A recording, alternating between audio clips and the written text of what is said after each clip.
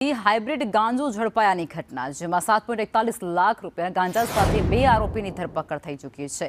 Madhuram circle પાસેથી બંને આરોપી ઝડપાઈ ચૂક્યા છે. બાઇક પર ડિલિવરી કરવા માટે જતા સમયે તે બંને લોકો ઝડપાઈ ગયા છે. જનક પટેલ અને પવન પાટીલની ધરપકડ થઈ. જનક ચિમનભાઈ પટેલ, એની ઉંમર વર્ષ 29 છે. એ રહેવાસી છે 104 B/2 શ્યામ વાટિકા સોસાયટી, દેલાડવા, સુરતનો રહેવાસી છે. અને બીજો આરોપી જે છે પવન ભીમરાજ પાટીલ, ઉંમર વર્ષ 20, એ રહેવાસી છે ઉમિયાનગર ફ્લેટ્સ, ડિંડોલી, સુરતનો રહેવાસી છે. આ બંને ની પ્રાથમિક પૂછપરછ કરી અને તેમની અંગ ઝડપી અને તેમના જે પાસે 2 વ્હીલર હતા એમની ઝડપી કરતા આ બંને ઈસમો પાસેથી ટોટલ 247 ગ્રામ હાઇબ્રિડ ગાંજો મળી આવેલો. એની કિંમત 7,41,000 ગણી તપાસના કામે હાઇબ્રિડ ગાંજો કબજે લેવામાં આવેલો.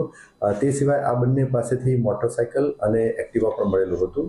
તે અને અન્ય મોબાઈલ અને અન્ય ચીજવસ્તુઓ એમ મળી અને ટોટલ 8,02,000 ની કિંમતનો મુદ્દામાલ તપાસના કામે કબજે લેવામાં આવ્યો.